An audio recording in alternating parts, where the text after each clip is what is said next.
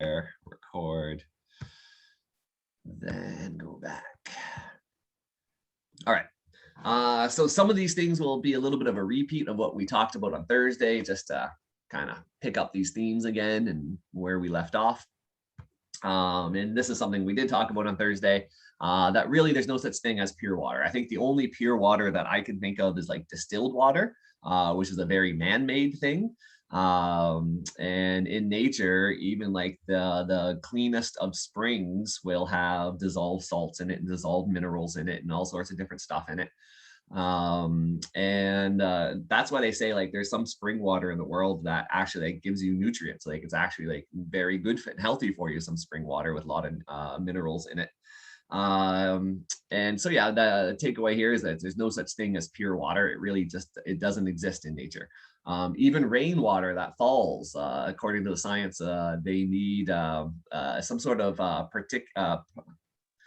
particle matter in the air, like suspended particle matter, for that raindrop to coalesce around before it drops. So just by the action of just that particulate matter in the air, there's no such thing as pure water. Everything has, all water always carries other substances with it, whether those substances are solids, liquids, gases, or other living organisms. And then water movement in an ecosystem is an interplay of various factors of the water itself moving along downstream, of the soil, which has a wicking effect on the water, sometimes down, sometimes up. Gravity, of course, will influence the way water flows through an ecosystem. Living organisms, and this is what I was saying before about, in the book, she was talking about 7.3 billion humans when the book was written. There's probably more of us now by then.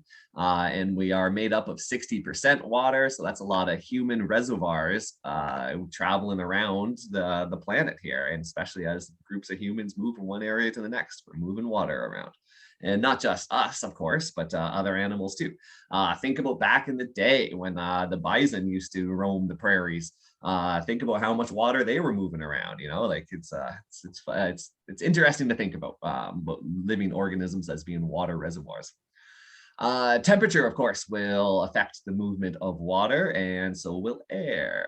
All of these things. When it gets too cold, the water stops flowing. It gets very hot, it can evaporate. So whenever water moves through an ecosystem, there's always something that's going to come along with it, whether we want it or not. And this can sometimes be good, such as floodplains I've learned about since moving to the Fredericton area, are usually historically very rich agricultural lands. I was talking, my neighbor here, he farms down on Sugar Island. I got a nice little aside story on that. But he farms down on Sugar Island, and as a result, they don't need to fertilize as much on those islands. And because they flood though, and they do fertilize with chemical fertilizers, sometimes you get that bad because the floodplains, last year's fertilizers can get washed downstream too very easily. So floodplains can be very rich areas to grow in, but then they can also be very easily polluted because of the things that water carries along with it. So here's my aside story though. My neighbor there, where we get the barley straw from, he was growing a CBD crop. This was 2 years back on the islands there on the Sugar Island. And he grew a very good CBD crop. And apparently there is a CBD oil factory, or I'm not sure, oil, I may have made that part up, but there's a place on Royal Road that deals with CBD, and that's what he was growing this cannabis for. When you grow, well, I don't know, when he grew this CBD crop, it had a lot of seed in it. And I actually used to go down there and steal some of his hemp seeds, and they were very tasty. But he wasn't yielding any hemp seeds. Like all he wanted was the crown buds, apparently, which he then cut and brought to this CBD factory on Royal Road. But anyway, this crop had a whole bunch of seed in it, very viable seed. And after flood last year, this would be in 2020, the islands get completely flooded every year. and this would carry any of his leftover crop downstream. And apparently, this hemp he was growing started appearing along the banks of the St. John River. Aye. So talk about like unintentional, and so he has unintentionally brought in this invasive plant along the Woolastock there, and for better or worse, and that's something that water will carry along with it is seeds too. And in this case, there's a last year in particular around here. I didn't notice. Well, I guess it's too cool yet, but last year as he harvested his crop and then trucked it out of those islands and up my Crocs Point Road there where I live, and then down the 105. Some of that seed spilled too out of this crop, and there was wild cannabis plants growing all over this area last year. And I was like, I made me do a double take anyway. I was like, really? Is that what, really? And but yeah, apparently that was my neighbors.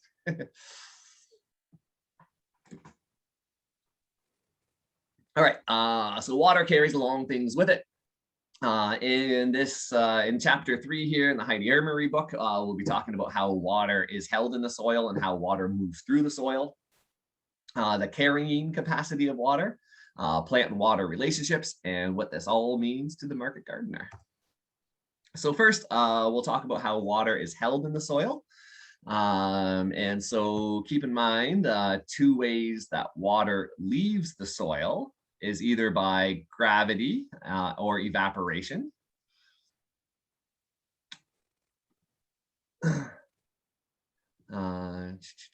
Yeah, we'll leave that. But water is held in the soil. So water leaves the soil through either gravity draining or evaporating from the soil up into the atmosphere as a vapor. But how water is held in the soil is through forces of adhesion and cohesion. So when we talk about adhesion, we're talking about the water molecules sticking to the surfaces of the soil particles. And there is like a chemical kind of reaction that bonds there, and that is the force of adhesion. And then when we talk about the force of cohesion, we're talking about the tendency for water molecules to stick to themselves. These forces might sound rather ordinary, but they're surprisingly strong. And we'll have some examples that we'll talk about in just a second. Cohesion, though, an example of cohesion is if you just poured out a little bit of water onto a table, a smooth surface like a table, that water tends to stick together, right? That is the cohesion force of water. Whereas if you have a substance like gas does the exact opposite. If you poured out a little bit of gas, the gas tends to run and it doesn't stick together. So that's an example of the cohesion force of water. Water likes to stick to themselves.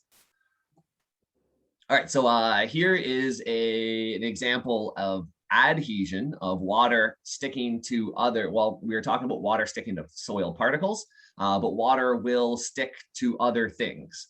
So here is the straw trick, and everybody probably has an experience with this.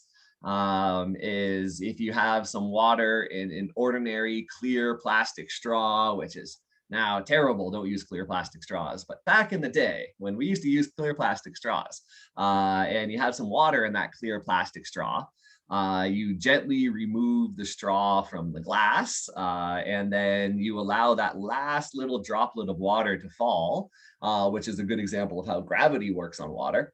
But there is always some water remaining at that bottom of the straw. Even if you were to apply a lot of suction to the other end of the straw, there is still some water left at that bottom of that plastic straw.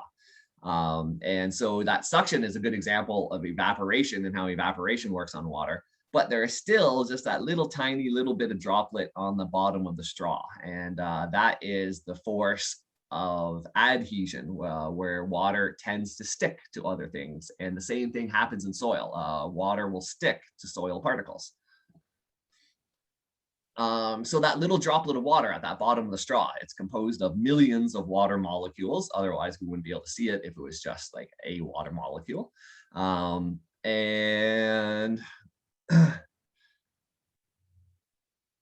Oh yeah, and so those water molecules that are sticking together, that is the force of cohesion. Just like I said, water likes to puddle on a flat tabletop. So that is an example of the force of cohesion where those water molecules are sticking together.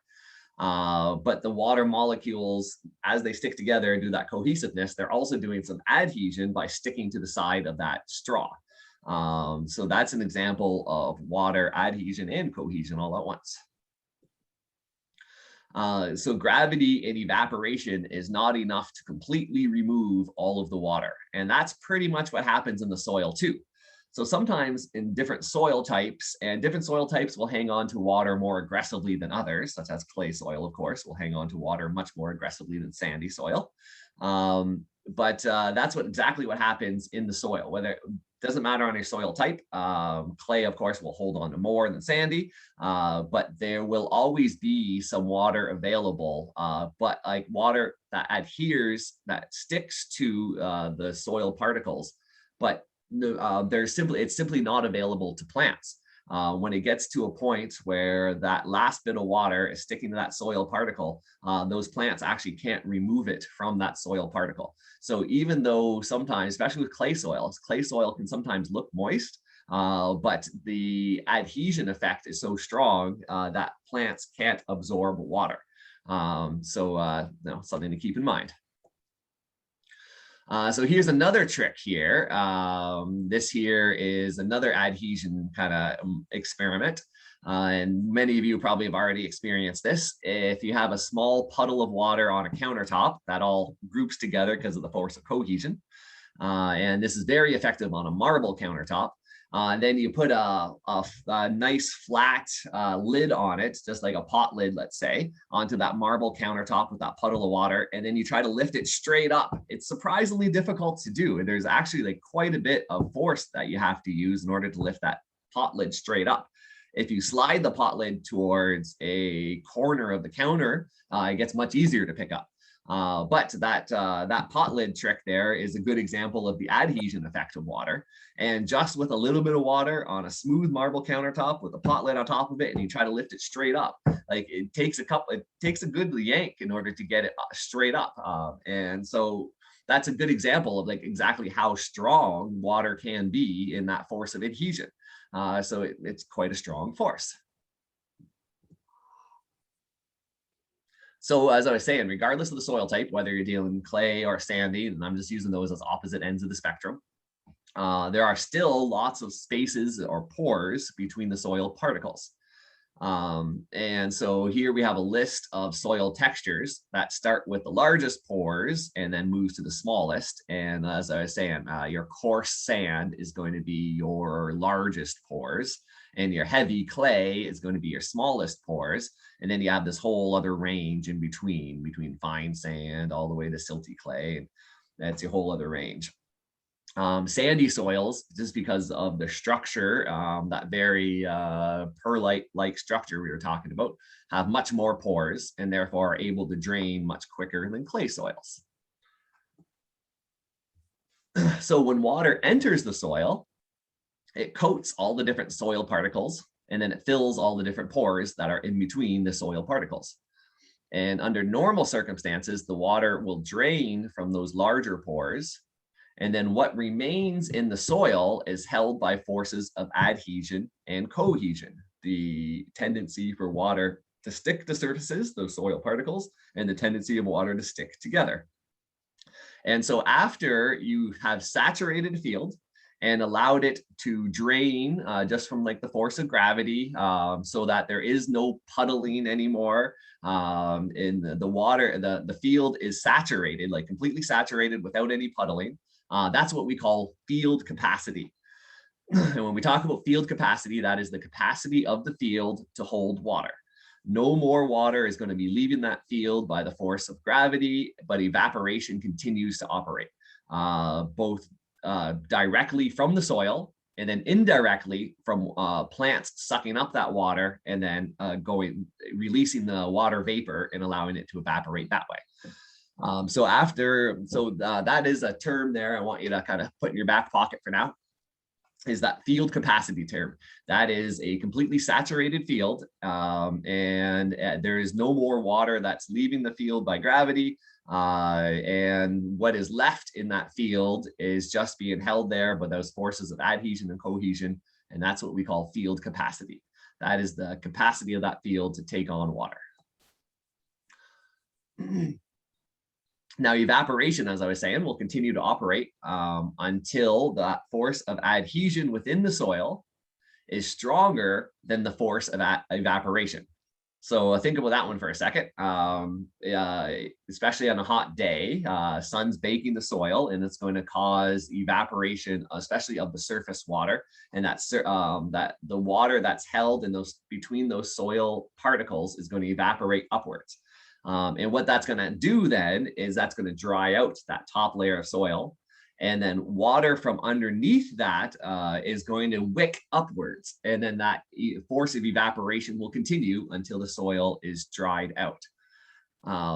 And so, well, I wouldn't say until the soil is dried out, until the soil has no more water held between the soil particles. All the water that's going to be left in the soil after evaporation is completely done is just through the force of adhesion. With that tendency for that water to stick to those soil particles.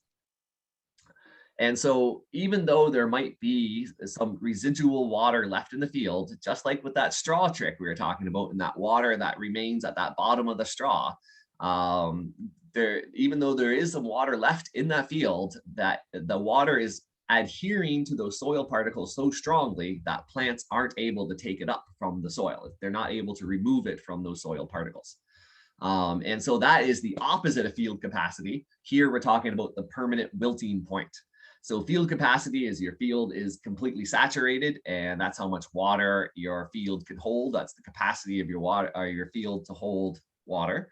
And the permanent wilting point is the point where the only water that's left in that field is being held so strongly by the soil that it's not available to plants. So those are the two opposite ends of the spectrum. You got your field, what does I call it? Field capacity, and then the permanent wilting point. And as you guys probably have seen on our farm, and based on your own experiences, clay has a much greater adhesion force to water than sandy soils do.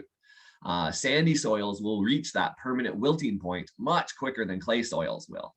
And sometimes when the clay soil still looks moist, that has water locked in, adhered with that force of adhesion into the clay soil particles. So that water is simply just, it's there, it's present, but it's just not available to the plants.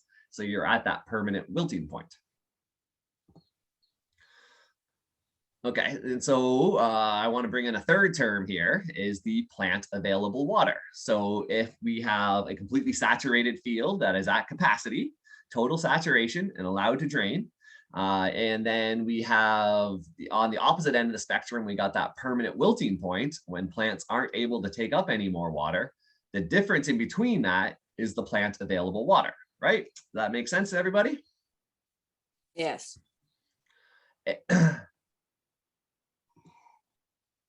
So let's do some comparisons then. Clay versus sandy soil comparisons. If you have soil that is 50% clay, and that's considered high clay soil, only 35% of the water there is available to plants because the rest of it is going to adhere to that clay so strongly that it's not going to be available to plants, and you're at that permanent wilting point. On the opposite end of that spectrum, if you have a very light sandy soil that has 5% clay, which we'll call a low clay soil, 53% of the water is available to plants. Now, the clay soil has more than twice, the high clay soil, I should say, has more than twice of the plant available water than the low clay soil. This is due to the effect of gravity on the low clay soil.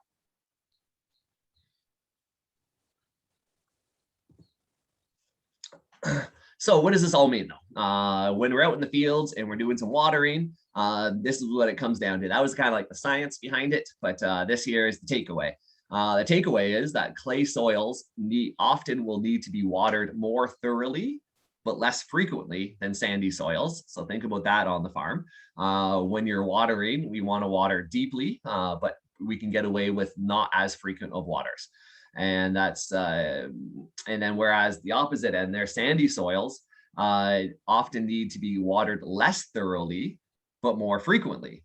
Otherwise, you're going to lose a lot of the water to gravity or drainage, because otherwise it would just kind of pour right through. So sandy soils need to be watered more frequently. Clay soils need to be watered more thoroughly. That's your takeaway here. Okay, so any questions with that before we move on to water movement through soil?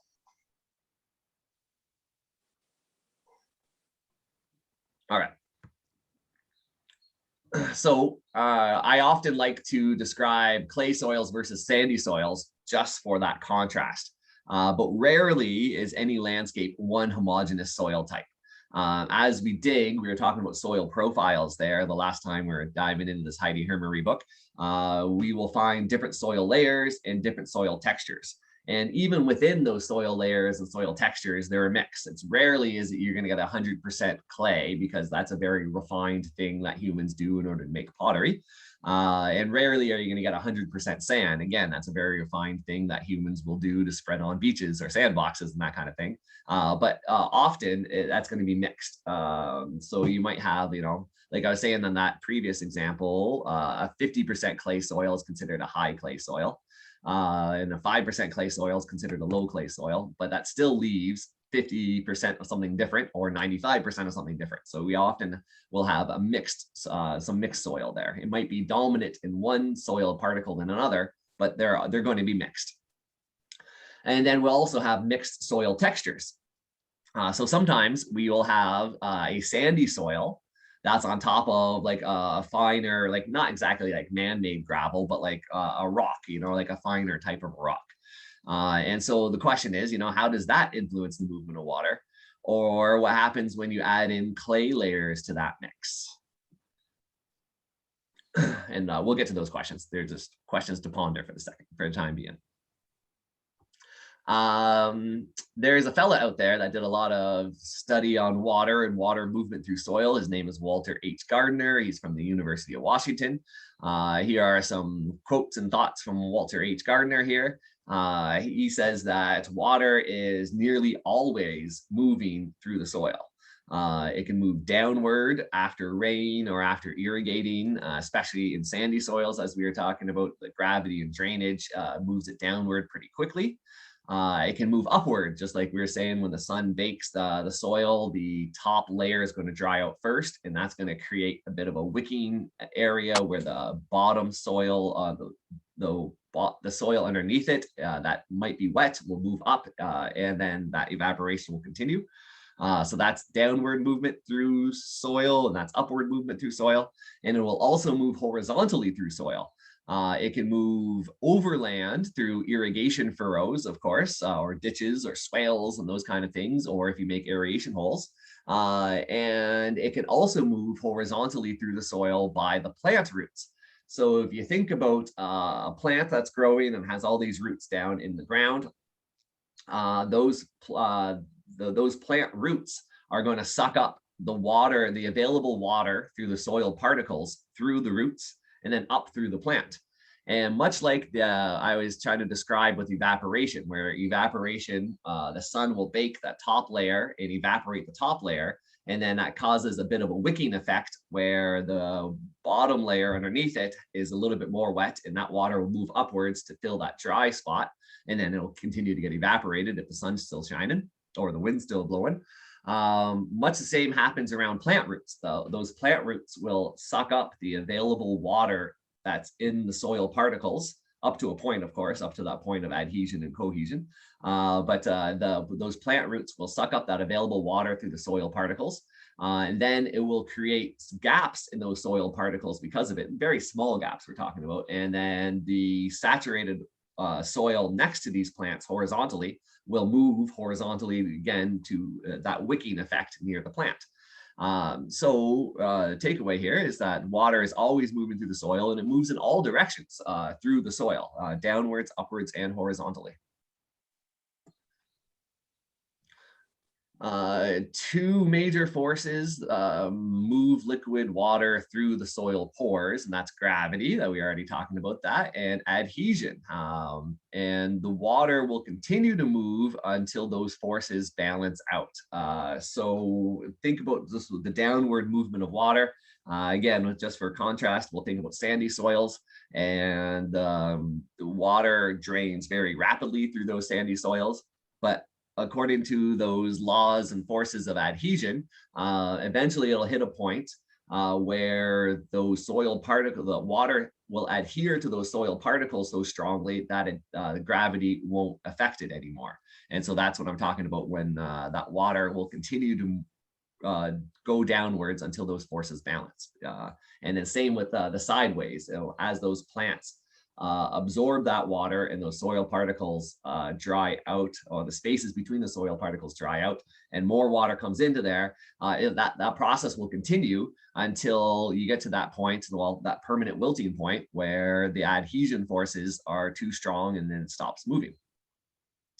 And then those different soil layers that we were talking about, with that sandy layer on top of that gravel layer, those different soil layers will slow the movement of water, and the size of soil particles affects how those water moves. So fine pores will slow the water movement down, such as in clay soil. It has very fine pores and it slows the water movement down.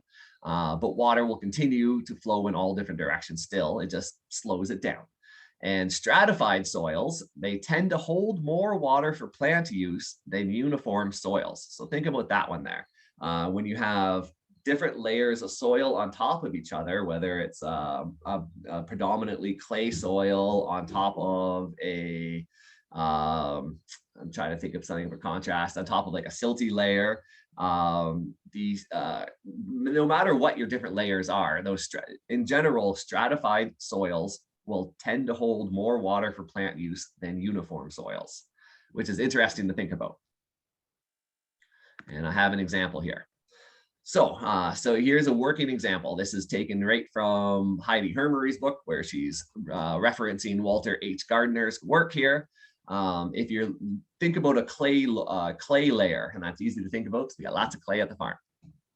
Clay layer of soil has very fine pores, which resist water flow.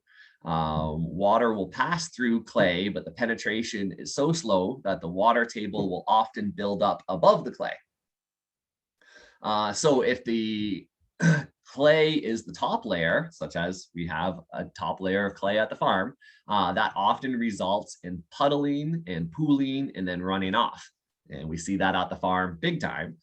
Doreen has been working on trenches in field block 2 that exactly exemplify this, where the water was pooling and puddling, and she made a trench and then caused it to run off into our little ditch there over to the west side of the farm. So that's exactly what happens with clay soil. But if you have a lighter textured soil above the clay, so let's say you have, just for contrast, a sandy, silty soil textured above the clay, that's when you end up with a soggy, swampy, quicksand mess where you step into it and it'll go up to your ankle, and you end up with this like complete muck. Because that clay underneath is completely saturated, therefore not allowing any more water to pass. And then whatever lighter textured soil is above the clay in that soil profile is just going to be, it's basically puddling above the clay, but being held there by a little bit of soil. And so then that's when you end up in that muck that basically feels and looks like quicksand. And we get some of that on the farm, right? So that was an example working with a bit of clay there. Here's an example working with a bit of sand. So if you have a fine sand layer that's over top of a coarse sand layer, so we're talking about smaller sand particles over top of larger sand particles, water will pass through the fine soil completely and then stop at the coarse soil until the point where that fine soil is almost completely saturated. And only at that point will the water readily move into the larger pores of that coarse sand. Fine sand holds as much as 2 or 3 times more water when there is coarse sand underneath it, which is fascinating to think about. Now, I'm trying to think, do I have another slide about this? Yeah, okay. So a lot of folks, when they're, say, potting up you have a large pot and you want to pot up a large plant. A lot of folks will think that if you were to put something with a lot of drainage, a type of soil or even gravel into that pot at the bottom that has all sorts of drainage, that's actually doing the opposite effect of what you want it to do. When you put a layer of gravel down into a pot and then soil above it, what happens is exactly what Walter H. Gardner here is explaining, where the soil that's on top of that gravel layer needs to become completely saturated until it starts to drain. Now, a lot of folks, when they put that gravel layer into pots, are thinking that they're making all sorts of drainage available. But what they're really doing is they're making more water available to the plant first, and then that drainage happens. And you can use that definitely to your advantage if you have a plant that wants, that's a water loving plant and wants a lot of water, then you can do that soil stratification thing. And then that's going to make more water available to your plant, which could be a good thing inside of a container. But a lot of folks are thinking that they are, by doing that soil stratification layer, they are increasing the drainage. But as we're learning from Walter H. Gardner here, where was my quote? Yeah, there we go. Stratified soils tend to hold more water for plant use than uniform soils. So if you want excellent drainage in a pot, you're better off with a uniform soil than to stratify that soil, which is kind of counterintuitive to what a lot of folks think, but there's science behind it. And on page 51 of that Heidi Hermary book, there's photos that prove it.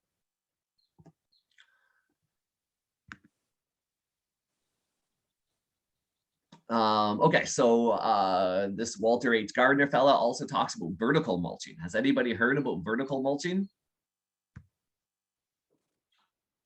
The vertical mulching is a technique that is used where you're cutting, you can either bore holes down into the soil, or you can kind of just with a hoe make a bit of a trench into the soil.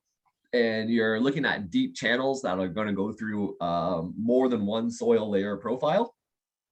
And then you backfill those holes or channels with chopped organic matter.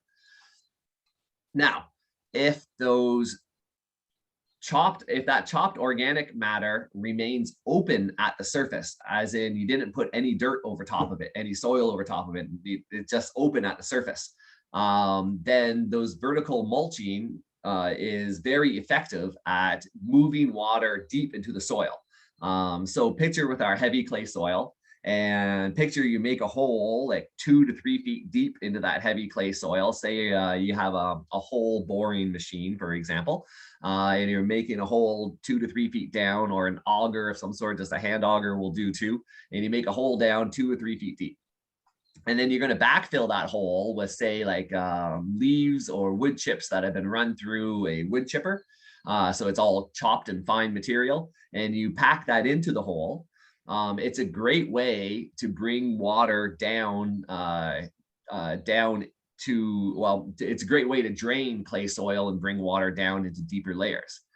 However, if you covered that top of that mulch layer, that mulch channel, with some sort of soil, regardless of the type of soil, water does not enter those channels because those channels are under negative pressure, and it's moving only through the force of cohesion with water sticking together. So what happens is, if you have a vertical mulch channel, and you have soil over top of it, that soil on the top will need to be completely saturated, and to the point where water is even flowing over it before it drains into that channel. But if you have the channel open, then it will drain down really quickly and readily. So that's something to think about too. This here is the one I was explaining about, that pot example, where you have a gravel layer under a fine textured soil. And this here example is on a larger scale in the riding ring. So we exactly have this happening in the riding ring. Years ago, somebody imported a whole bunch of gravel into the riding ring because they were making it a place to ride horses or something along the lines, something to do with horses anyway. So they imported a whole bunch of gravel into that riding ring. And then it was left alone and walked away from for a number of years. I don't know how long. And then some natural soil blew in, or plants grew and decomposed and made a bit of soil there. And so we have in the riding ring, we do indeed have fine textured soil that's over top of a gravel layer. And what Walter's studies here tells us is that fine soil that's over top of that gravel layer needs to become extremely wet, completely saturated, until it drains into that gravel layer.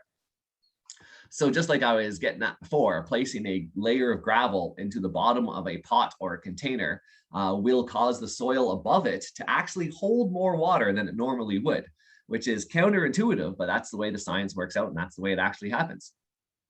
And you can use that to your advantage if you have a plant that likes that kind of water, wants a lot of water, then you don't have to water as often because it's not going to drain as readily.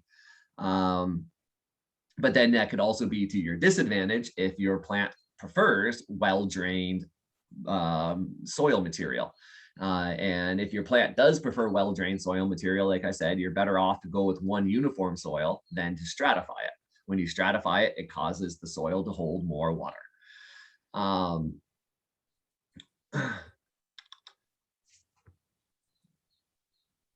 Now, soil compaction. Let's talk about that. I was kind of getting into this a little bit on the last dive into Heidi Hermary's book.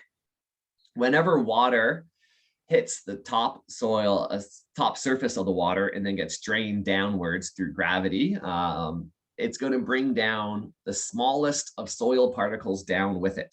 And as it does so, those over time, those small soil particles all settle down into the same layer, same soil profile, the same soil horizon. And that can cause soil compaction, and that causes like a hard pan on soil. And clay soils are very prone to having those hard pans. Every time it rains, the rain filters down, drags the smallest of particles down to a certain level, and then they all settle out there. And that level is usually about like 18, 24 inches beneath the soil. And then that could cause a hard pan on the soil because of all those very, very fine, in our case, clay particles that are all together on that layer. And then what happens is as water enters the ecosystem, all that water will build up above that clay soil, above that compaction in that clay soil, that is. And then that's, again, another way we end up with that quicksand-like sticky kind of mud that you step into it and you sink up to your ankles and your boots get stuck and all that kind of good stuff. Because you got that hard pan where water can't flow beyond it very readily anyway. And so the water all accumulates above it and makes it into this swampy, mucky mess. And so, yeah, something that soil compaction is something that you need to watch out for, especially on clay soils. I have a big old hook I use on my BCS tractor called a subsoiler hook that I've used to break up soil compaction at Hayes Farm. And the broad forks also work very well to break up soil compaction. So if you're ever in your field block and you've got a place in your field block that turns to complete muck after a rain because of that hard pan of soil compaction and then the water building up above it, it's nice to be able to get in there with the broad fork and try to break up that soil compaction layer. That soil compaction layer can also cause a lack of air to plants. As I was saying, plants need a bit of oxygen down into the soil layers in order to thrive. Otherwise, you create anaerobic conditions, and in those anaerobic conditions will produce the right conditions for plant diseases and this and that. So soil compaction is not the friend of the market gardener, and that's something that needs to be dealt with. And we've been trying over at Hayes Farm. So that was about water movement through soil there. Any questions about water movement through soil?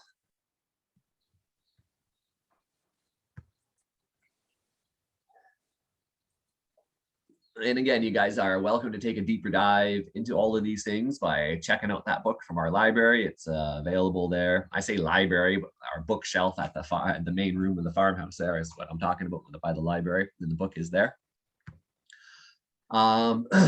So next, we're moving on to the carrying capacity of water. Here, we're getting back into that theme that there is no such thing as pure water. Water always carries other substances with it, whether that's solids, liquids, gases, or other living organisms. And raindrops, I was talking about raindrops. Raindrops are water molecules that have condensed on solid particles in the air. It's that force of cohesion again. Water wants to stick together. So water molecules will stick to suspended particles in the air, such as dust from deserts or barren fields or even toxic emissions. And then other water molecules will that's cohesive. Other water molecules will add to those other water molecules and build up until it gets too heavy in the atmosphere and then drop as rain. And so that's how we get raindrops. And so when water leaves an ecosystem, it takes materials along with it too. Whether those materials are organic matter or soil or nutrients or organisms. And we're talking from the microscopic size to giant boulders. Water can move in the right force and the right amount. And even large wildlife can come along with water. I remember reading about floods in Australia a little while back and how alligators started showing up in town. So water can move all sorts of things with it. And of course, this is greatly influenced by topography. The greater the slope, the more material that will leave with it. And so many of the things that water carries along with it as it leaves an ecosystem doesn't often travel very far. They will often settle out in distinctive layers. So we're talking about soil particles. And that's how you get the different soil horizons that appear over time. As I was saying about water, when water hits the top of soil, it will bring different particles down. And then that's how you end up with those distinctive layers in your soil called your soil horizons. If we dig a soil pit, we're able to see these different soil horizons. We've dug a soil pit at Hayes Farm. It's definitely interesting to do. We got lots of clay for quite a ways down. But the problem with digging a soil pit at Hayes Farm is it always fills with water. Our groundwater is so high that you dig a soil pit and you come back in a day and it's filled with water. So we abandoned our soil pit. We filled it back in. When you dig a soil pit, you're able to see soil horizons. And I find that fascinating. I love to do soil pits and see those different soil horizons. That is an example of the different soil particles being carried downward by water and gravity, which can, I was just saying, result in that compacted hardpan layer, especially in clay soils. In arid conditions, this is something I've only read about in theory and never experienced in life. Well, so first of all, in our environment here, in our climate, in this part of New Brunswick, as it rains, those rains, as they hit the soil, will carry down small particles of soil downwards. It'll also carry nutrient downwards. So we often top dress with compost. That compost will make its way down into the soil through that process, through the rain and trapping smaller particles and bringing it downwards. However, from what I understand, in desert-like conditions and arid conditions, nutrients and clay particles will often travel upwards in the soil horizon, which is carried upwards by water and evaporation. And I find that rather fascinating. And I would be very interested in traveling someplace and digging a soil pit. Those are my big travel plans in life. Apparently that happens the opposite direction in arid conditions. And so I wonder how those hard pans happen in arid conditions, or if they do at all. And if they did, would it be at the surface? It's all interesting thoughts to me. I like the theory behind this a whole lot, but I never saw this in practice. All right, so due to human influence, of course, water that enters ecosystem by rain can be mildly toxic. There's a nice little bummer quote there from Heidi Hermary about thousands of square miles of forests are dying, which is great. And the water water that leaves an ecosystem can be more toxic than the water that enters the ecosystem sometimes. This is due to overland runoff and water discharge from factories.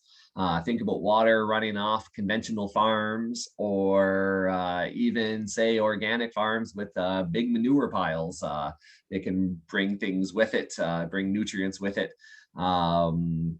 A lot of people's wastewater, when they live around lakes, enter that lake system, and they carry extra nutrient with it as well, causing algae blooms. And so often water that leaves an ecosystem is carrying things along with it, and sometimes it can be even more toxic than the water that came in. So here's some more bummer quotes. Yeah, I won't get into those very much. We know a lot about this already. This is why we're here. 19%. Yeah. Groundwater not doing so well either. Yeah.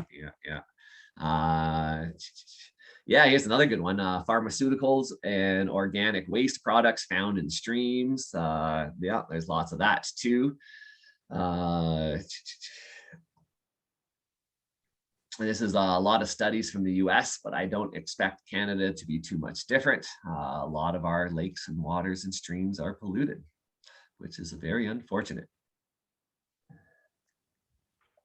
Okay, so that was the carrying capacity of water. We're about to move on from there.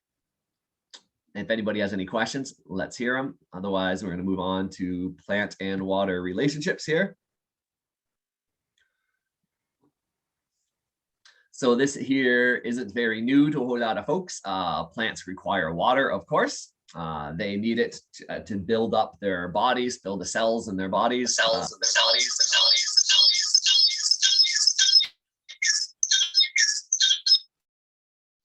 Feedback loop. Thanks, Doreen. And plants also need water in order to breathe, and they also need water for photosynthesis. So let's focus on the photosynthesis part. Photosynthesis takes part in all parts of the plants, but primarily in the leaves. And of course, that is the evolutionary purpose of leaves. Carbon dioxide is taken in from the plants and oxygen is excreted. And mostly this is occurring through openings in the leaves called stomata. And the stomata are usually, but not always, on the lower surfaces of the leaves. There are some exceptions to that, but usually those opening in the leaves that exhale the oxygen and exhale water vapor with it is called the stomata, and they're at the bottom surface of the leaves. So land-dwelling plants take the water they need for photosynthesis from the soil. But here's a good one, and I think I alluded to this question on our last Heidi Hermary book talk here. How does water actually get to the top of a 100-foot tree against the force of gravity? And again, this has been in theory. Well, the people have proven this, but I love the theory behind this. And here's a good stat. Some trees, some big trees, can move as much as 200 gallons, 800 liters of soil, that shouldn't be soil, of water every day. Let me see if I can correct that.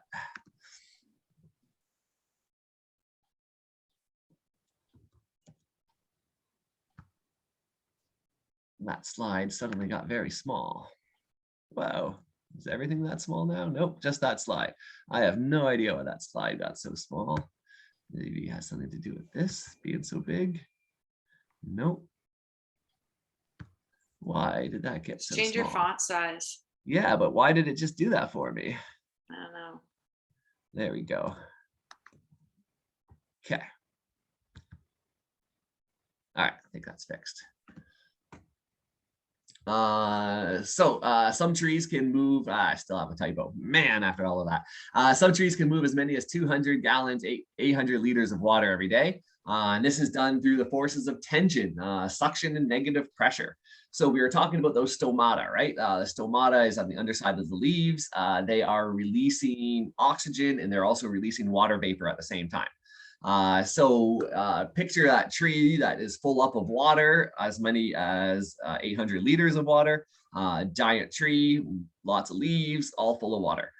Those leaves are excreting oxygen and water vapor from the bottom of the leaves through the stomata, which we call transpiration. And then as that happens, this reduces the pressure in the leaf cells that creates tension to move more water upwards. It creates that kind of wicking effect. And as a result, that's how trees can get water up to the very top of the tree, to all the leaves it needs to get to in the canopy. And here's a good stat: that water can travel through that tree or plants in general as fast as 75 centimeters per minute, which is amazing. Isn't that that's how much water vapor and oxygen that a tree is releasing, that it can create that negative pressure effect that moves water up, and water can move as much as 75 centimeters every minute. Pretty incredible. So the other effect, and we were talking about this last class, about a hot sunny day and you go into a nice cool cedar grove, and the temperature difference can be as much as like 10 degrees sometimes. So that effect of that water moving up through the tree and then being released through the stomata creates a cooling effect. So as the water evaporates from the plant tissues, it absorbs heat from those tissues and dissipates it into the surrounding air. And that is the reason why plants require more water at higher temperatures. The higher the temperature, the more water it's going to go through, and the more heat it's going to dissipate. So that is like the science behind why it's cool in that cedar grove. The plant is not only providing shade and out of the sun, but it's also releasing a whole bunch of water vapor, and it creates a cooling effect in that cedar grove. But if you're in low humidity and arid light conditions, the wind will increase that evaporation from plant leaves, of course. And any moisture leaving the plant is almost immediately swept away in those types of conditions. And so plants, of course, have evolved different physical and metabolic processes to conserve water. Plants in very arid areas evolved to keep their stomata closed during the day and open at night, which is the opposite of plants in our climate zone. Plants in our climate zone are usually doing the opposite of that. But in those very arid conditions, those plants want to hang on to as much water as they can. So they've evolved to keep their stomata closed during the day when it's the hottest part of the day and the sun's baking on them. They're going to keep as much water in them as possible. Then they're going to open them at night and then do that transpiration effect that we were just talking about. And apparently there's some plants out there that will keep their stomata closed for weeks at a time just to conserve as much water as they need, and that's the way they've evolved. Now, photosynthesis stops when leaf evaporation exceeds the root water uptake. And so think about that for a second. If there's no more water for the roots to take up in the soil, then photosynthesis will stop. And then the stomata will close themselves during the hottest part of the day, which is interesting too, the way plants have evolved to deal with water stresses. So during drought years, photosynthesis, and therefore the plant growth, because that's the whole point of photosynthesis, is to provide food for that plant. During drought years, that photosynthesis can stop entirely at different times of the day, and even for like weeks at a time, because there's no more water for those roots to uptake, and therefore the plant's going to hold on to those waters and close the stomata. And so during drought years, the photosynthesis slows and maybe will stop entirely altogether for periods of time. And then that is going to affect the plant growth. Without photosynthesis, it doesn't have food to grow, and so the plant's going to slow down or stop growing altogether. And this is evidenced through tree rings. Everybody has seen those rings, what happens when you cut the tree down and you see the rings in the tree. On drought years, the tree would not have taken on very much growth, and those rings will be very small. When there is abundant water and therefore abundant growth, those tree rings get a little bit wider. And so, as we were kind of just explaining, plants have evolved different physical and metabolic processes to conserve water. Water will still leave plants when the stomata is closed. So plants have evolved different ways to compensate. Like evaporation will still happen with stomata closed, especially with wind going through and very hot and dry, humid, arid conditions. And so then, therefore, plants have compensated by developing either waxy leaves or leaves with hairs on them, or smaller leaves, or even needles like pine trees, and heat reflective colors and heat reflective surfaces. And these are all techniques that plants have evolved to conserve water. And plants have also developed special water storage structures, such as modified stems or leaves or roots, in order to hold more water, because plants are amazing. Some trees, of course, have very deep roots traveling as much as 100 feet in order to get more water to the plant. Cactuses or cacti have shallow roots to absorb all the morning dew they possibly can on soil surfaces. And many plants will use a combination of shallow roots and deep roots in order to take effect of both of these things, in order to get the deep water out of the ground, and in order to get as much dew as they can from morning dews.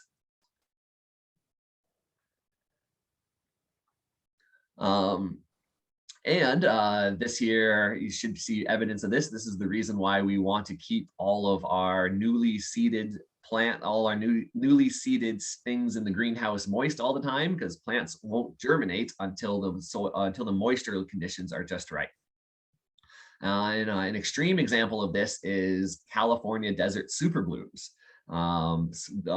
There's plants in California that wait for decades, like sometimes even a century, I hear. I've never seen this in real life. This is just something I've read about, but plants will wait for decades for the right moisture conditions in order to germinate and flower and set seed, and all that happens in just a few days in the California deserts. But those seeds are there and they're present. They're just waiting for the right moisture conditions, which brings me to another greenhouse trick. I've seen this done at a professional greenhouse in Newmarket, Ontario, where say if they're seeding, if they're seeding something in the greenhouse, and it's a plant that needs to get seeded regularly in order to have a continual harvest throughout the season. So an example that comes to mind there is lettuce. A lot of market gardeners will seed lettuce once a week or once every other week in order to have a continual harvest of lettuce throughout the growing season. So this greenhouse, what they were doing was they were working with a very dry soil mix, like a potting soil mix, and it was kept very dry.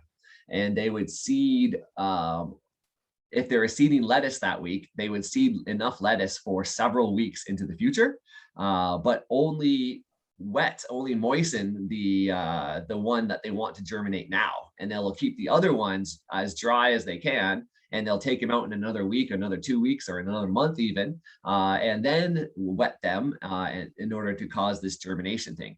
And it's just a quicker way to go about doing it. If you're seeding, you might as well get it all done at once, and then you just stack them up if you got the space for it, and then wet them as you need them in order to germinate them. So I thought that was an interesting technique that they were using. Under stresses such as drought conditions, perennial plants will withdraw nutrients into storage tissues and then discard leaves and other plants discard leaves and other plant material until conditions improve. I don't think I wrote down that quote correctly there. Sorry about that. What I'm getting at there is, and I'm sure you guys have seen this, is a plant that's under water stress due to drought will purposely shed its leaves, it can even shed whole branches on some plants. And that's a way of the plant conserving water to the main part of the plant by if it's under extreme stress, it's going to choose to shed leaves, which of course do photosynthesis for the plant and feed the plant. But in this case, the plant has decided that these leaves are taking too much moisture away from like the trunk of the plant or like the plant itself. So it's going to shed some of these leaves, which will later affect its photosynthesis ability. But for now, it's just trying to survive. And so that is something else that plants have evolved to do, is to shed different parts of the plant in order to conserve as much water as it can to the center core of that plant, which I find fascinating. Plants are amazing, once again. Not all the water that the plants transpires leaves an ecosystem. And this is especially true in forest ecosystems.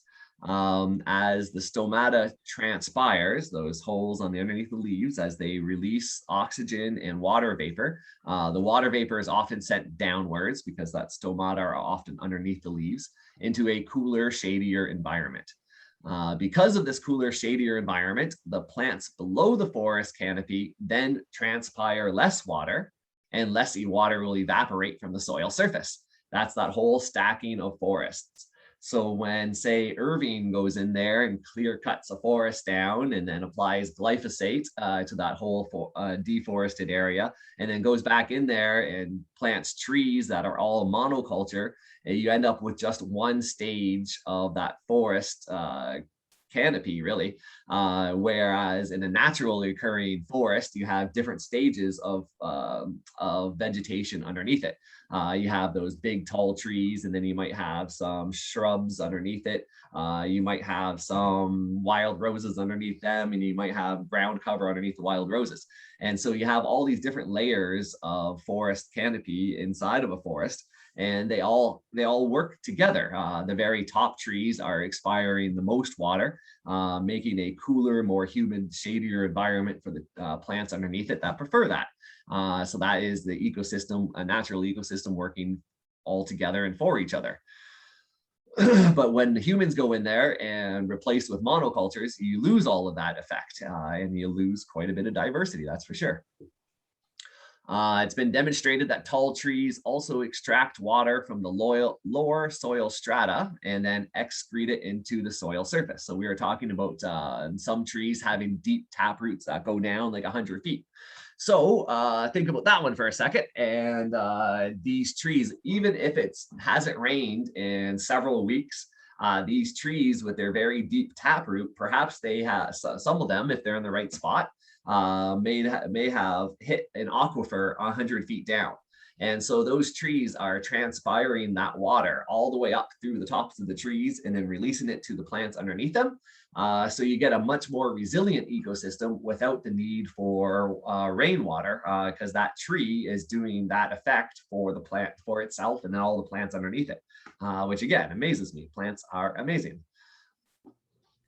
In some of the studies, there's another quote from the book, some plants derived close to 60% of their water needs just from the surrounding trees that are able to send down these deep tap roots and rotate this water through the ecosystem. Fascinating stuff. Well, to me anyway. And the same principles, we're talking about like big forest canopies there, but the same principles work with shorter vegetation. Here is a good reason to not mow your lawn. A 3-inch high lawn transpires much less water than a 12-inch high lawn. So the longer your grass is, the more water it's going to transpire. In fact, evapotranspiration from natural grasslands and forests are pretty much the same, which is a fascinating stat. Evaporation from bare or sparsely vegetated areas is greater than grasslands or forests. So that last quote there, we see that in our hoop house planters.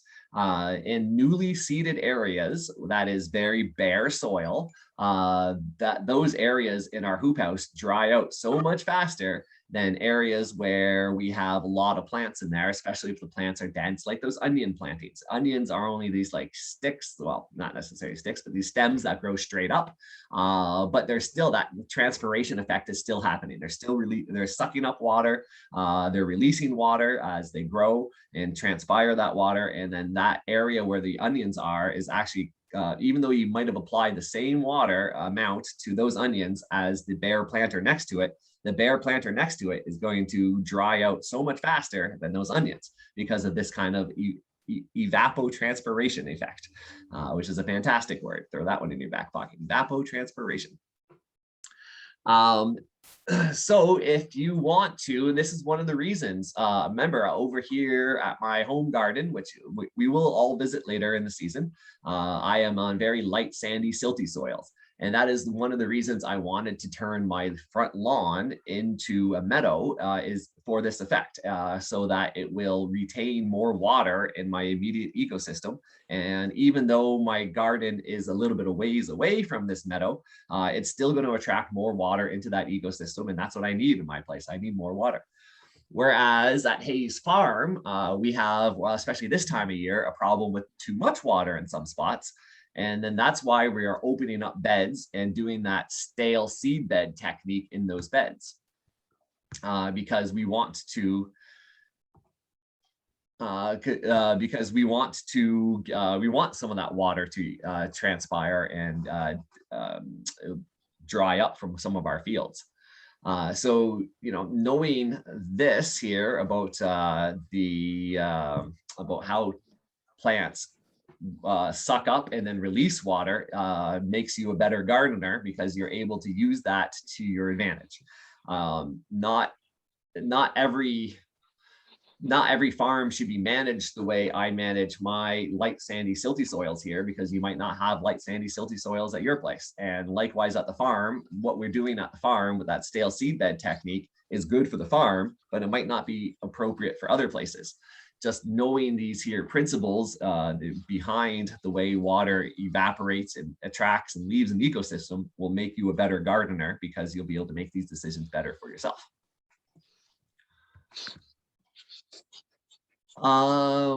And plants is another reason I wanted to turn my lawn into a meadow here, is plants are also able to attract water to an ecosystem.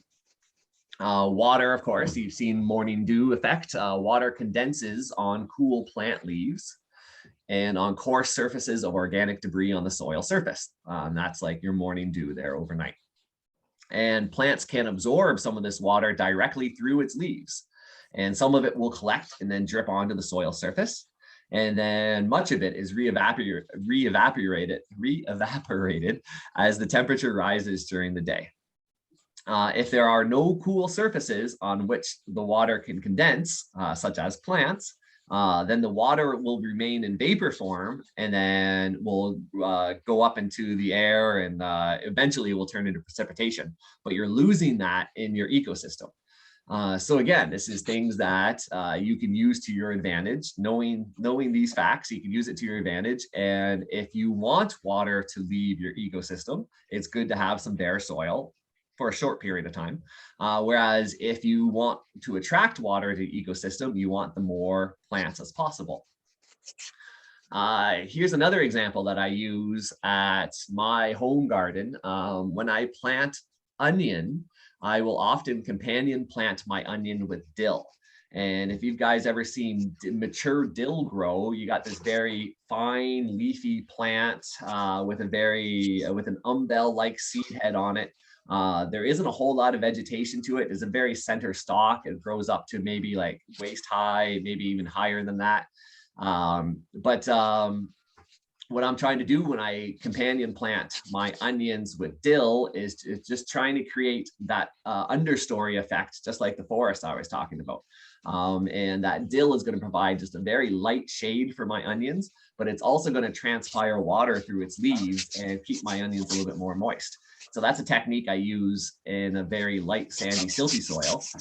But at Hayes Farm, we don't need to do that because we are typically too wet at Hayes Farm. And so that's a companion plant that we don't do. So keep that in mind when you're looking at companion plants online or you're researching companion plants. Some companion plants work better in some soil types than others. It just depends on what you're trying to achieve. And the more regenerative farming theory that you know from like going through slideshows like this and reading Heidi Hermary book is going to make you a better gardener because you're going to be able to use these effects to your advantage.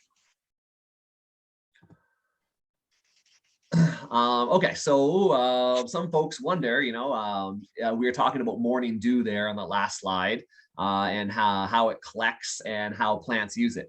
But is it enough to really like water your plants? So here we got some studies here. And this got a study in India and a study in China. There was a study in India with a 124 square meter greenhouse, and it was just collecting condensation, like morning dew kind of effect. And it was collecting up to 9 liters of water per day on that greenhouse. Not a significant amount, but it's something. Now there's something out there. This is an experiment that was done in China, but there's something out there called condensing mesh, which is basically like a man-made spider web is basically what you're looking at, made out of different materials. And here in China, they put up a 3,600 square meter section of this condensing mesh. And this here man-made spider web was collecting as much as 10,000 liters of water per day from mountain fog, which is approximately 3 liters of water per square meter. So that's pretty fascinating to me. So that's a way of basically farming water. They are putting this up. They put it up in a very strategic spot where there was fog to be collected from mountains. And they were just on this mesh net. They were collecting a considerable amount of water. I find that fascinating.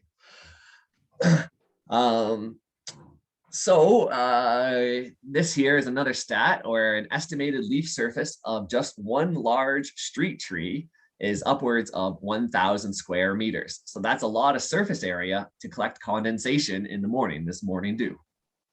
Then you got even more leaf surfaces on whatever is growing underneath that tree, even if that's just grass underneath that tree. These are all surface areas in order to collect water.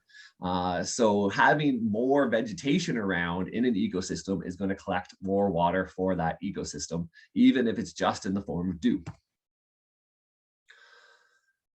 Okay, so there we were talking about plant and water relationships. Now we're getting into what is China. This is what I always try to do after getting into some of the theory, but applying it to the market garden. So for consistent and reliable yields, it's critical that our plants and fields receive the appropriate amount of water. If there's too much water, your soil organisms will not be receiving enough air. They'll be completely saturated and you end up with those anaerobic conditions.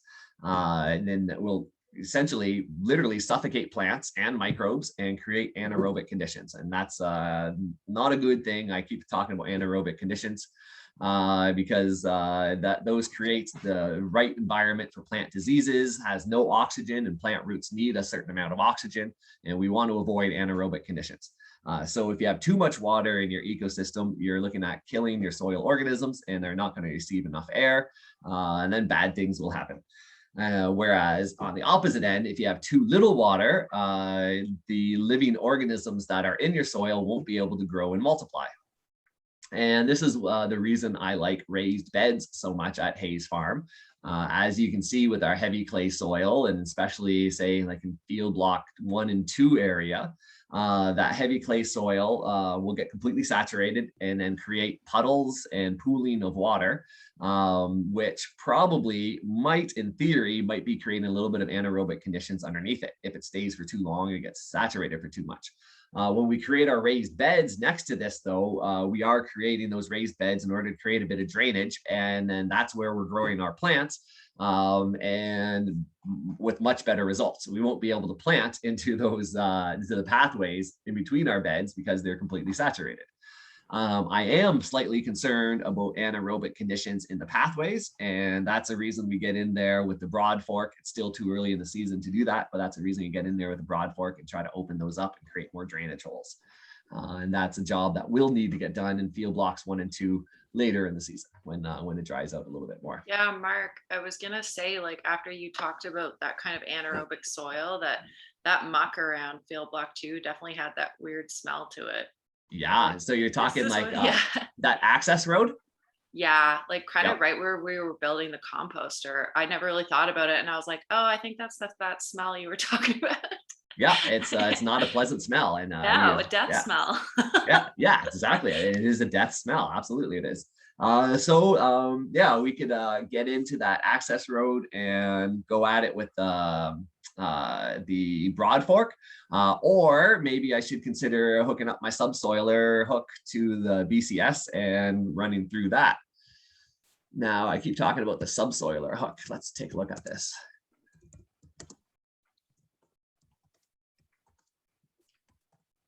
And on big old tractors, this is called the chisel plow, but on the BCS, that's what you're looking at, just a big old hook that attaches where you take off the rototiller attachment on the back of the BCS, and you attach this big old hook, and that goes down like at least 18, 20 inches, and then that can break up soil compaction. And the only thing you see on the soil surface, this if you're running it right, this whole part is like underground. And the only thing you see on the soil surface is just a line that goes across the soil surface. So it's not really causing that much soil damage to the soil profile, but you are breaking up compaction. And so we'll bring that out to the farm one day when it gets dry enough. We can see that working.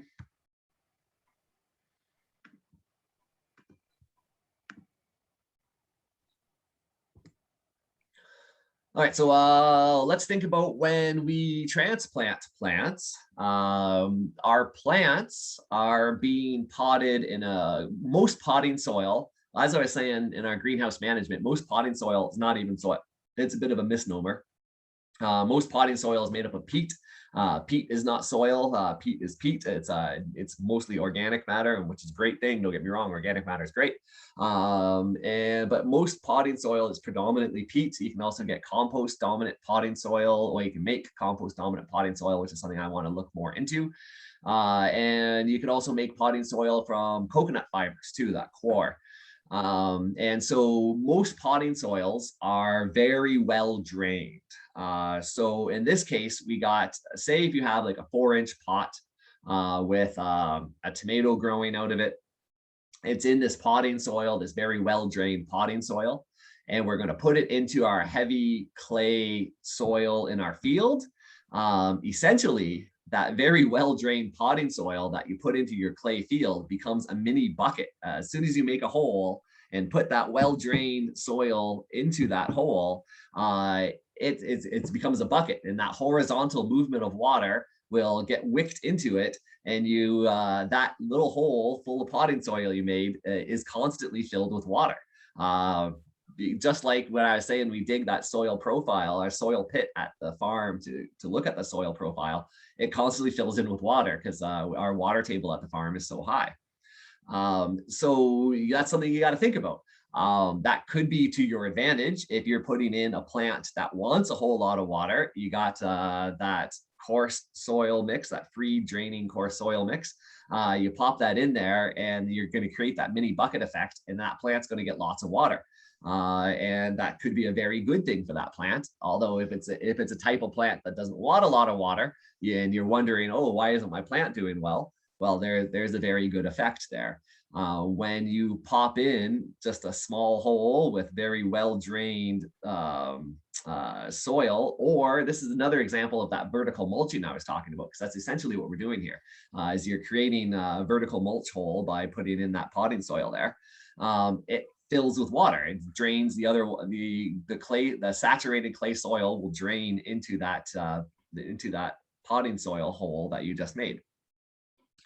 Or conversely, if we had a clay mix, if we were using our own clay soil, say, for potting soil, and then you put that into a sandy soil, that sandy soil will continue to wick away that clay soil, and that clay soil may never hold enough water as that sandy soil drains too quickly. So just you got to think about these effects when you're transplanting plants. When you're taking this coarse, well-drained potting soil and putting it into your field, what's actually happening? You might, in a heavy clay, you're creating a bit of a bucket. Whereas in sandy soils, you might be creating the opposite effect, and it's going to keep wicking away that the moisture away from that plant. And again, both of these can work for you or against you. Just it's nice to know the effect of what's happening when you put these things in to make it work for you and not against you. And then sometimes we've talked about moving soil around. And if we have heavy clay soil, a lot of people think, oh, the opposite of heavy clay is coarse sand. Let's bring in some coarse sand and let's mix it with the heavy clay soil. I don't love that technique myself, but some folks do it. I always prefer to work with what's on hand. I don't like moving around soil so much. And especially on a farm kind of level, it doesn't really make much sense. You'd have to get like dump truck after dump truck after dump truck in order to move this sandy soil into your clay. And then you got to think of ways to integrate it. But if you just had a 10 by 10 backyard plot, I could see that being attractive to some folks. And some folks might want to bring in some heavy sand, thinking that they're going to mitigate their clay soil. If you do, from what we were previously talking about with that Walter H. Gardner quotes about the soil, different soil horizons will need to get completely saturated before it moves down.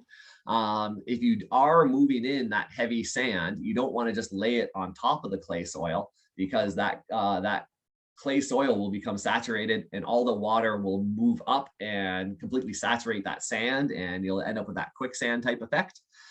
So if you are integrating, bringing in soil and integrating it into a garden, you want to make sure that you very thoroughly incorporate the two soils. Otherwise, you're going to get that stratification effect, and you'll have some weird effects. What you don't want to do is simply lay that coarse sand on top of the clay soil, because it will improve the water infiltration down and then on top of that clay layer. But then that causes that sandy soil to hold far more water than it otherwise would. And you're actually better off just working with that clay soil than laying that sandy soil on top of the clay. And if too much water is applied to one area due to a heavy downpour, let's say, or if you forget about your irrigation system on overnight, then first thing it will do is drain downwards because of gravity, but then it'll eventually hit that saturation point. And then water will start to puddle and pool and then start to run off the soil surface, and that can cause erosion. And or the movement of fertilizers too. If you're applying that kelp powder, say, and then you get puddling and pooling of water that very same night, and then running off, that can carry your fertilizers away with it. That's something you want to avoid. Water cycling within an ecosystem is a self-reinforcing loop. We were talking about that a healthy ecosystem and a healthy watershed will attract more water to an area. As a watershed is degraded, first of all, let me define watershed.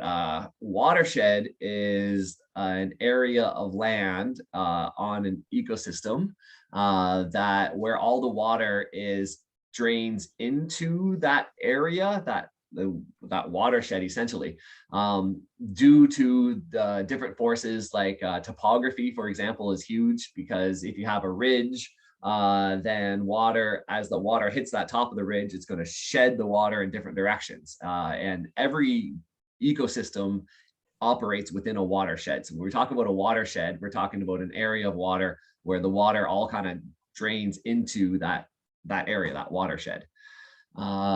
Doreen, did I see a hand up there? Yes. Can you hear me? Yeah. Like when you're planting and you get mold on your top of your dirt, what do you do then? You stop watering. Do you take off that layer of mold? Mold should not affect a plant. There are two different organisms, and mold shouldn't affect the plant. But mold is typically a sign of too much water, being applied, and often too much nutrients too, such as like sometimes what looks like mold can be an algae bloom too, from too much nutrient and too much water will cause the top to bloom in an algae bloom. And in that case, if this was indoors, because most often you'll see this indoors inside a hoop house, you're overwatering and you need to stop watering. As soon as your plant dries out, those molds or algae will start to die back. Or you can also add a thin layer of soil, dry soil over top, or a thin layer of perlite or vermiculite will help too over top, because vermiculite will help soak up that water and make it less available to that mold or algae. And perlite will allow drainage. So perlite and vermiculite is your friend there too. Thank you.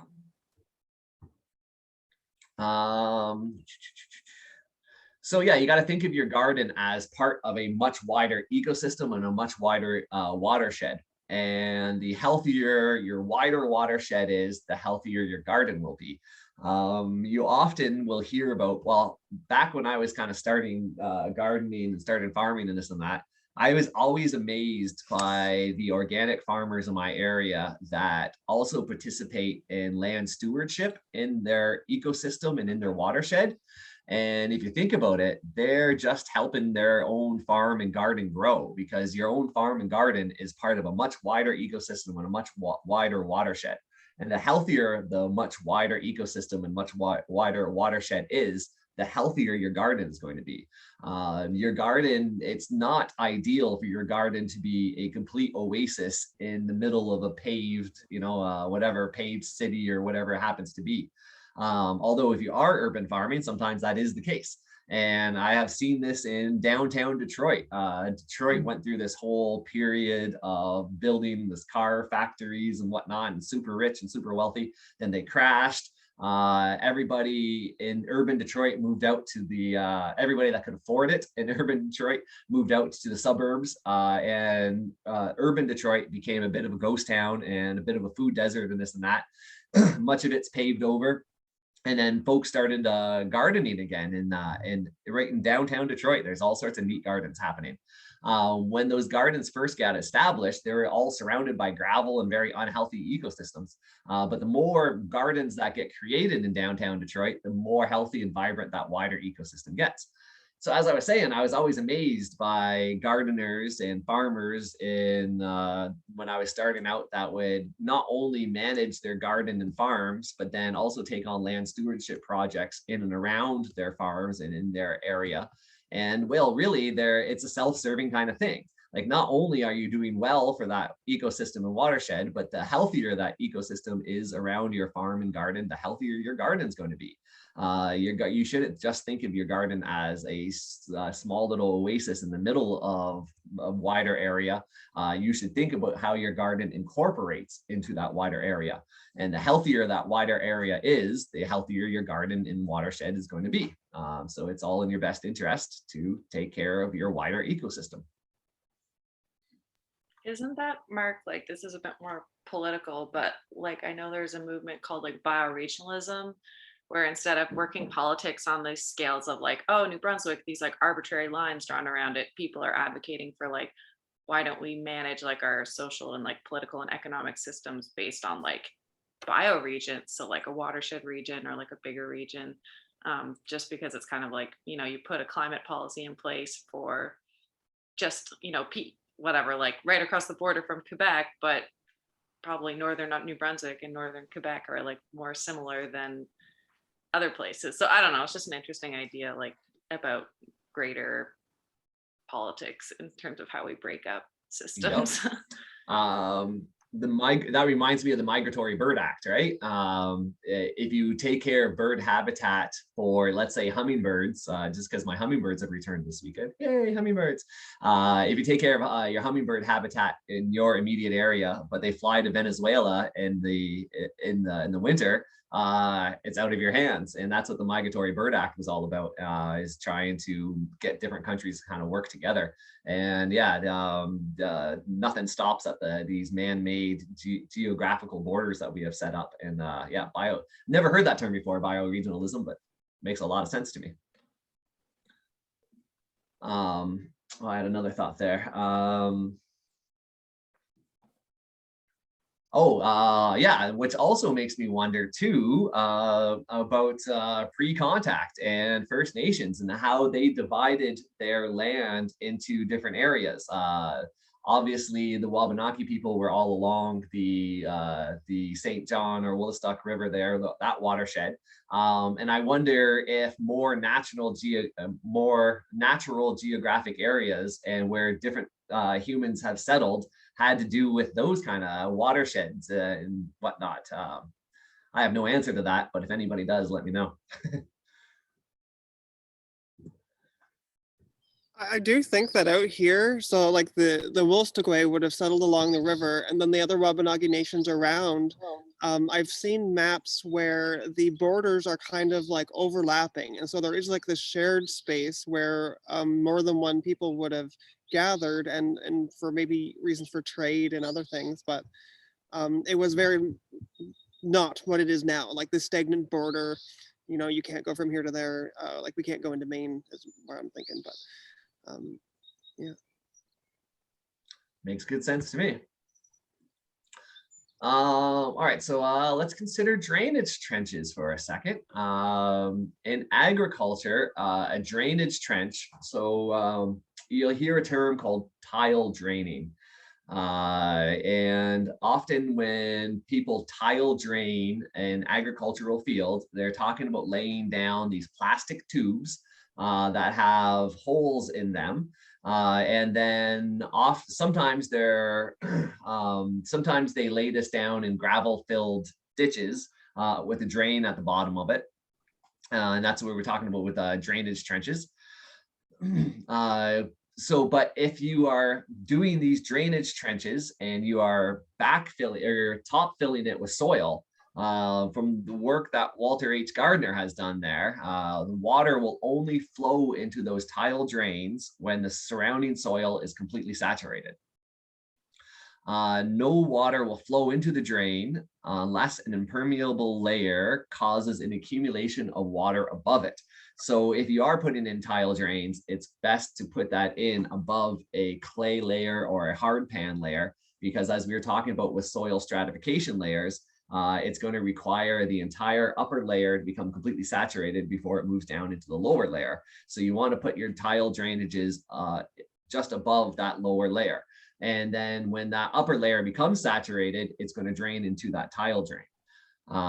So yeah, that's a takeaway there with drainage pipes. If you're ever putting in a drainage pipe, it needs to sit on top of an impermeable layer in order to be effective.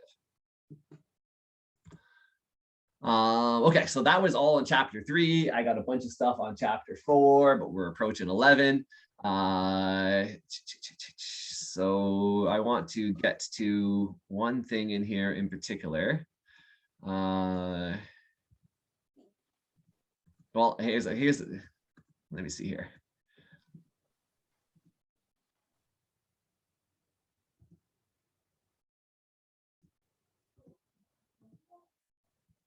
And you're welcome to go look at these slides here that I just blasted through real quick. And you're also welcome to look at the book. But I wanted to get to a couple of stats here. One here is that plant available water that we were talking about. Remember, plant available water is the difference between that field capacity and that permanent wilting point is that plant available water. And here we have plant available water expressed in terms of gallons per 1,000 cubic feet. And as you can see here, the highest plant available water is going to occur in those loamy soils that we're talking about. And those loamy soils are dreamy for organic gardeners. And that's the reason we add more and more organic matter to our soils, is to get towards those loamy soils.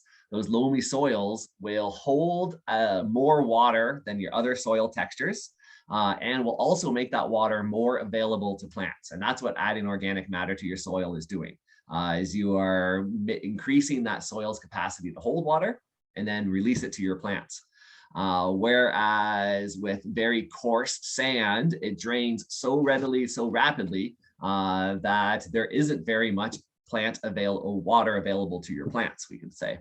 Likewise, with our clay soil, it's much better than the sandy soils, that's for sure. But it's still nowhere close to these here loamy soils.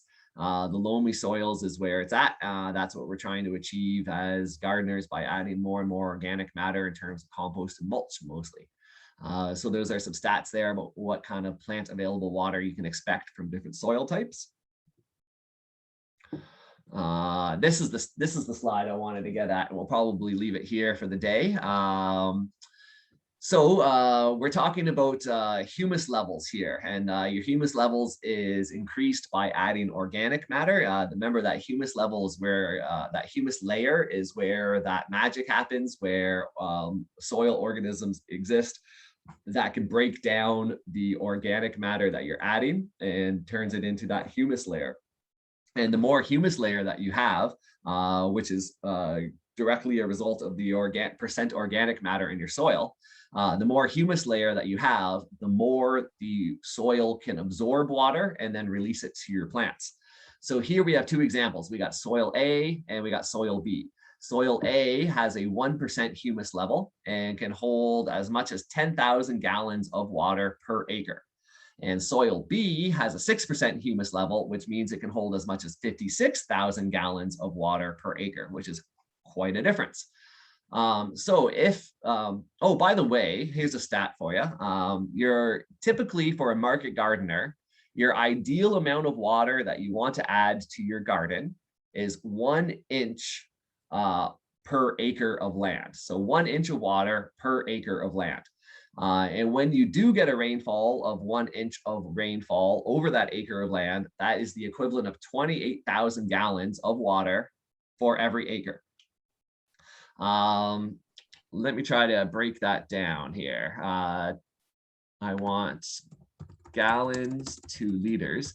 You know those cisterns where we hold our water there and we use it for irrigation?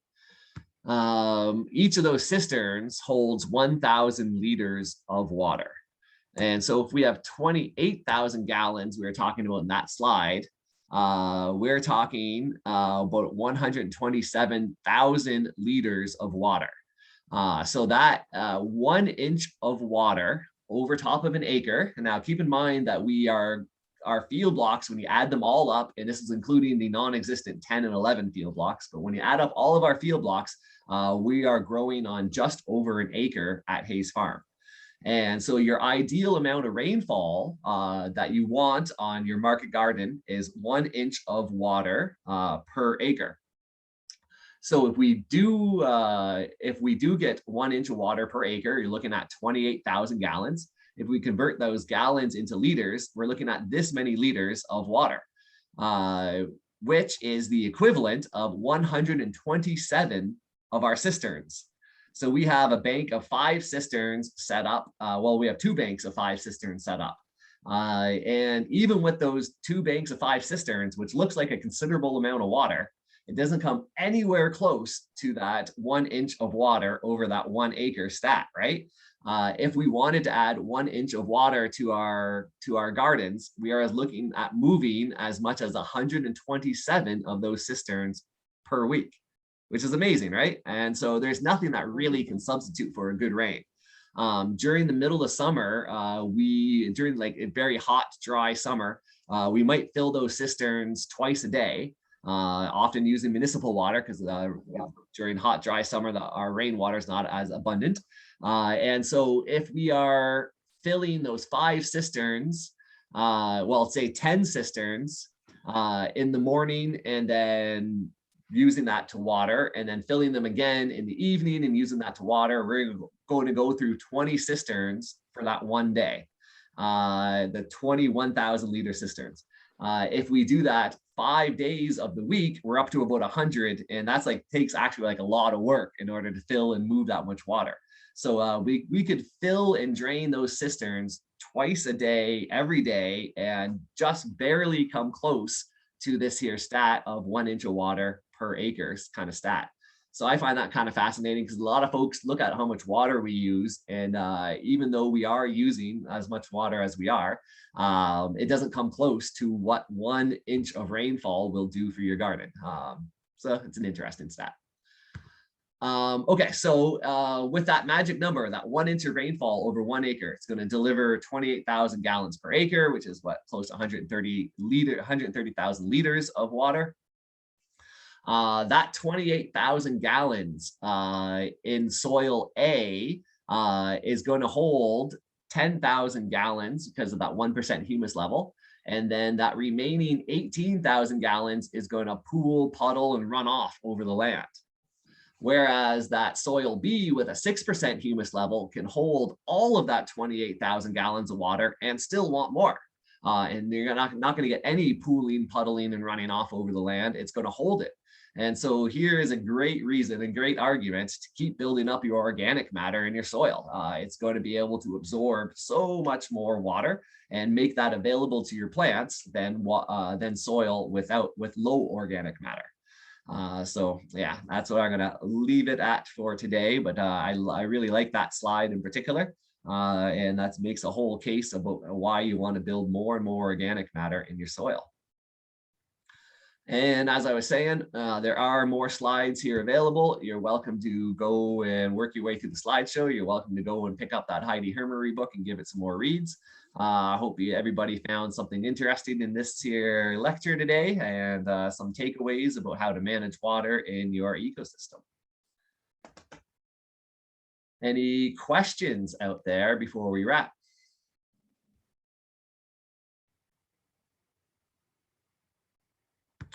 All right, so you guys are expected on farm for Cecilia's class at 12:30 today. As I was mentioning, please take a look at your field block crop maps in your new field block and try to get familiar with it. Take a look at your carrot planting and give it some water if it looks dry. Then besides that, you're with Cecilia at 12:30. You probably need to lend a hand to set up our outside classroom with some chairs and picnic tables. And as I said to Cecilia, she can take as much or as little time as she wants.